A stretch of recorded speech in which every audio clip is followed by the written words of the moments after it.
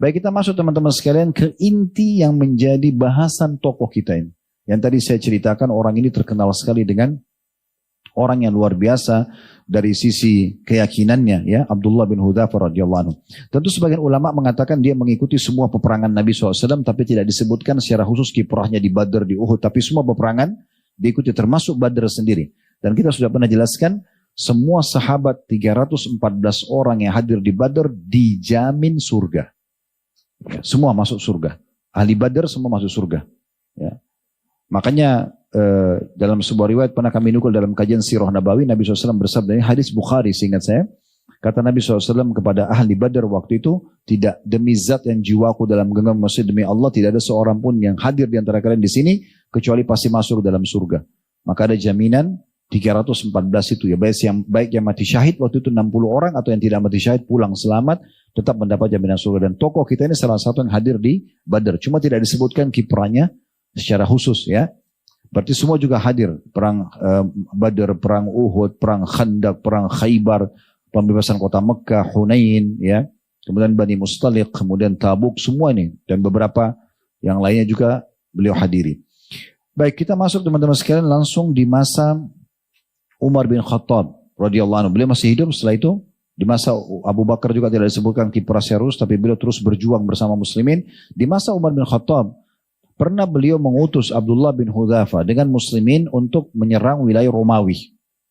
Dan Allah takdirkan waktu itu ratusan pasukan muslimin semua tertawan. Termasuk Abdullah bin Hudzafah itu jadi panglima perangnya, ditawan.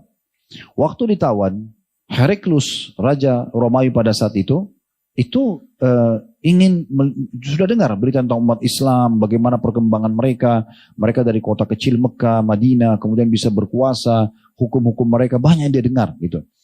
Maka dia ingin menguji keimanannya, benar gak sih umat Islam ini kuat imannya? Maka di depan orang semua dia tawarkan kepada Abdullah bin Hudzafah, dipanggil sebagai panglima perang.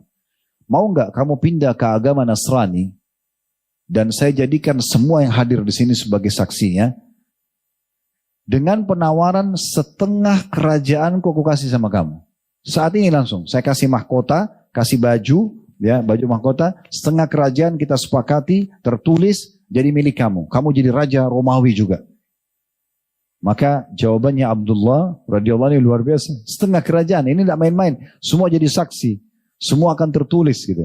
Maka dia mengatakan dengan tegas, andai saja engkau memberikan kepadaku seluruh yang engkau miliki. Bukan setengahnya, semuanya. Dan seluruh apa yang dimiliki bangsa non-Arab. Selain engkau juga sebagai raja, siapa saja raja-raja lain, kau kasih semuanya. Bahkan seluruh kerajaan Arab, maka aku tidak akan pernah berpaling dari agama Muhammad sekejap mata pun. Tolak. Tidak ada. Maka kata Heraklius, kalau begitu saya akan membunuhmu. Dia bilang silahkan. Tidak ada sedikit kekhawatiran. Heraklius kaget, kok berani benar orang ini. Dibunuh pun oke. Mau dengan cara apapun tidak ada masalah. Maka Heraklius penasaran. Coba ikat orang ini, dia suruh prajurit ikat di satu tiang, salib, panah, tapi jangan kenakan badannya. Di dekat kepalanya, di dekat perutnya, di dekat kakinya, untuk menakut-nakuti saja. Dilakukan itu tetap aja biasa. Setiap habis dipanah 5-10 anak panah ditanya, kau mau pindah agama? Enggak, kami akan bunuh kamu, terserah. Begitu aja. Berhari-hari ditolak. Tidak aja. Heraklius penasaran, datangkan hal yang lebih besar. Didatangkan satu kuali besar di masa air yang mendidih sampai panas sekali. Ada beberapa pernah saya dapat referensi minyak panas ya. Tetapi kita pegangi kalau ditulis di buku kita ini ada air yang mendidih. Lalu sengaja didatangkan beberapa prajurit muslim lalu dimasukkan ke dalam.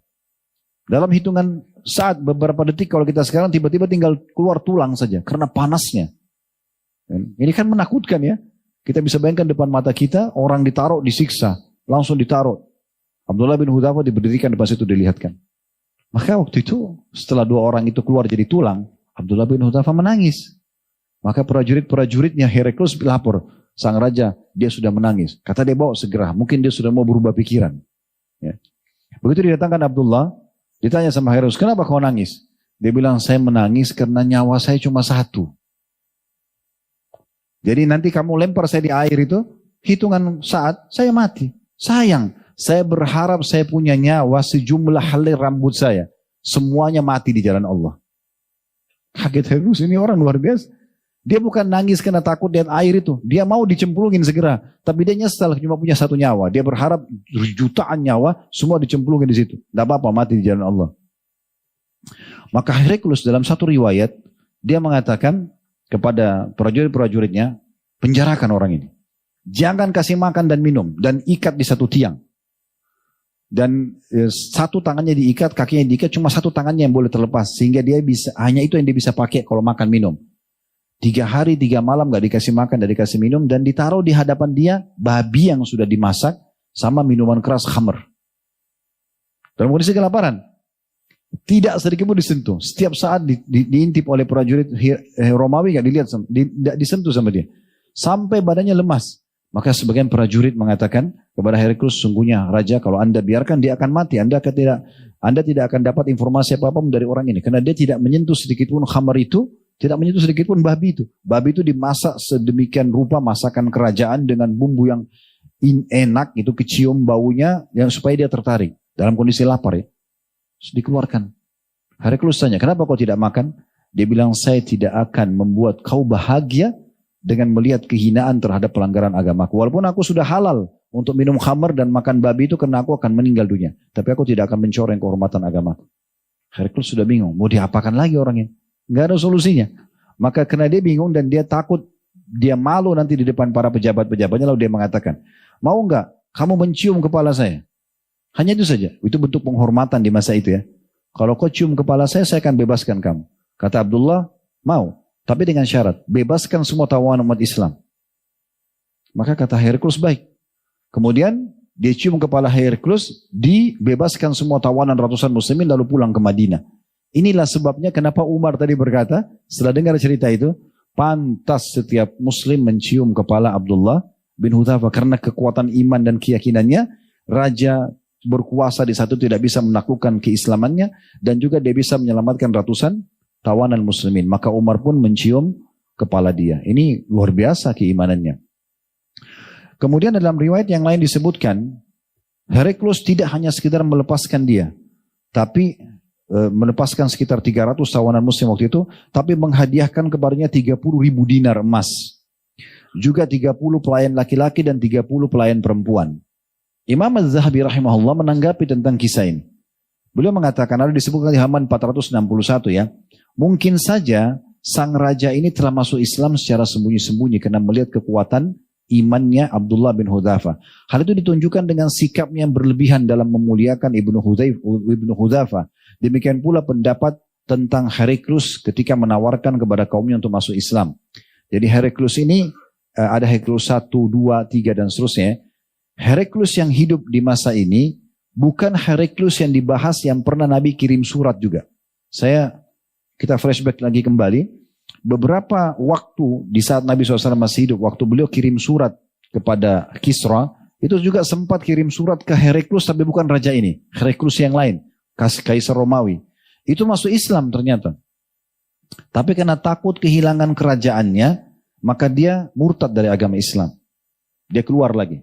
Waktu dia kumpulkan para pendeta-pendeta dan pasturnya waktu itu, dia tawarkan Islam segala macam, mereka menolak. Bahkan mereka mau memberontak. Maka dia mengatakan, saya cuma uji iman kalian. Padahal sebenarnya dia sudah masuk Islam, lalu dia murtad.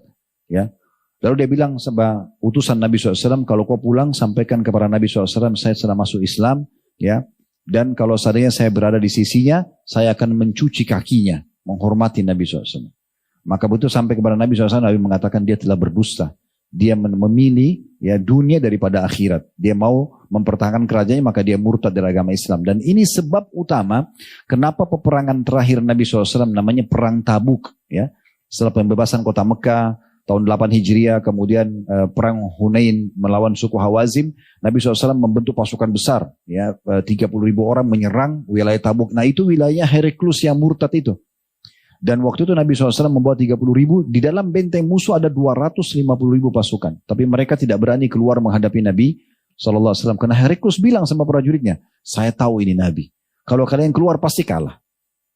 Kerajaan kita dikuasai, udah jangan hadapin. Maka tidak ada satupun prajurit Romawi yang keluar. Nah ini rentetan ya, kisah sebelumnya ya.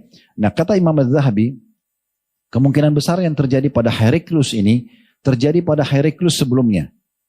yang sempat masuk Islam, gitu kan, secara sembunyi-sembunyi. Beliau mengatakan demikian pula pendapat tentang Heraklius ketika menawarkan kepada kaumnya untuk masuk Islam. Lalu ketika ia khawatir terhadap sikap mereka, ia pun berkata, aku hanya ingin menguji keteguhan kalian dalam berpegang kepada agama kalian.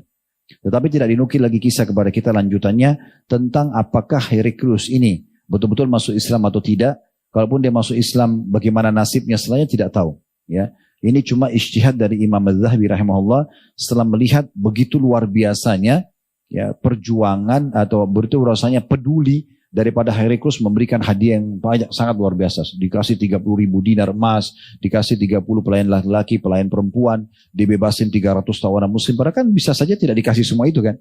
Dia bunuh aja selesai. Ini menandakan ada sesuatu kemungkinan karena dia masuk Islam. Baik, selanjutnya itu disebutkan oleh penulis tentang masalah perjuangannya di masa Umar bin Khattab. Umar bin Khattab juga mengutus setelah ya selamat dari Romawi ini, juga mengutus beliau bersama Amr bin As di tahun 20 Hijriah untuk menembus Mesir. Jadi dia termasuk salah satu prajuritnya ya Amr bin As. Dan Amr bin As sempat menjadikan dia sebagai panglima perang di sejumlah atau di beberapa prajurit muslimin dan berhasil ya menembus Iskandaria namanya. Ya, sebuah kota tadi saya bilang wilayah dan sampai sekarang masih terkenal kota Iskandaria, sekitar 2 jaman naik kendaraan dari kota Kairo ya. Dia di pinggir pantai dan itu termasuk kekuatan Romawi juga dan tunduk di tangan muslimin. Panglima perangnya Abdullah bin Hudzafa radhiyallahu anhu. Dan waktu itu Amr bin As melanjutkan perjalanan ke Fustat dan setelah itu baru kemudian seluruh Mesir dikuasai. Nah, dia sempat menjadi panglima perang pada saat itu, tapi dia tidak meninggal. Meninggalnya dia itu dengan mati biasa, hanya dengan faktor umur dan sudah ajal datang. Namun tetap saja semasa hidupnya beliau terus mengabdi kepada Allah subhanahu wa ta'ala. Peperangan terakhir yang paling masyhur adalah peperangan yang tadi kita sebutkan melawan Romawi dan juga pembebasan Mesir pada saat itu. Dan akhirnya beliau meninggal di masa khilafahnya Utsman bin Affan. Tadi sudah sempat kita singgung, itu disebutkan oleh para ulama antara tahun 28 atau tahun 33 Hijriah. Intinya beliau meninggal di masa Utsman bin Affan radhiyallahu anhum.